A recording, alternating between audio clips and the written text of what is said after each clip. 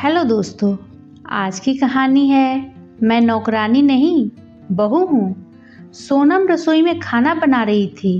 तभी उसने सुना अपनी सास की आवाज़, जो अपने नाती नतनी से कह रही थी, तुम तीनों कमरे में जाओ, सबको नाश्ता और खाना बिस्तर पे मिलेगा, खा के प्लेट वहीं रख देना। तुम लोगों को सिर्फ पढ़ाई करनी है, कोई काम नहीं करने। फिर रसोई में आके सोनम की सास सोनम से बोली, बहू रुचि के लिए पराठा बना दो, निशा के लिए पोहे और पिंटू के लिए नूडल, सब बना के उन लोगों के कमरे में दे आ। जब खा ले वो सब तो प्लेट ले आना। जी मम्मी जी। सोनम ससुराल आई थी। वैसे वो अपने पति के साथ रहती है, लेकिन कुछ महीने पे वो ससुराल आ जाती है। उसे ग्रामीण परिवेश अच्छा लगता था। शुरू से वो पली बढ़ी हमेशा शहर में रही। शहरी भागम भाग से उसे चिढ़ होती, इसलिए गांव उसे आकर्षित करता। गांव में उसके ससुर और सास रहते थे।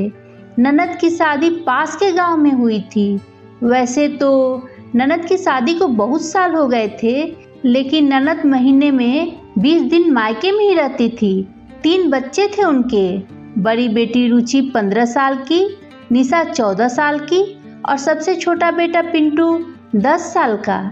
जब भी सोनम ससुराल आती, ननद अपने बच्चों समेत आ जाती।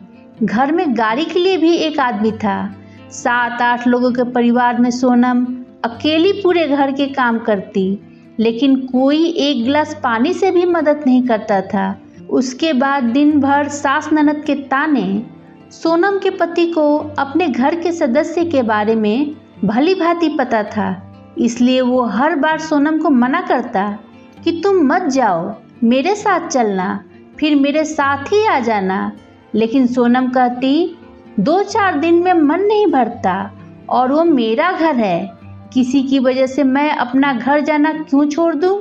लेकिन इस बार उसके आत्मसम्मान को झटका लगा। ये क्या बात हुई? बच्चे इतने छोटे बच्चे तो नहीं कि खुद से खाना ना ले पाए या प्लेट अपनी उठा के ना दे जाए।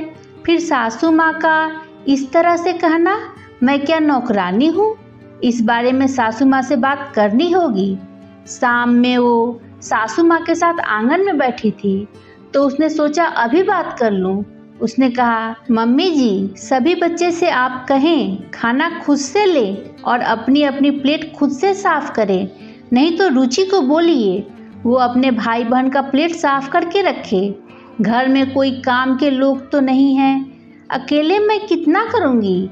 ये सुन उसकी सास भड़क गई। बहू, तू कह रही है अपने नाती नतनी से मैं काम करने को कहूँ?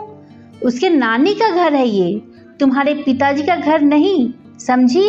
होश में रह के बात कर। अपने घर तो वो काम नहीं करते, यहाँ क्यों करेंगे? लेकिन मम्मी जी, बच्चे को तो थोड़ा थोड़ा सब सिखाना चाहिए ना।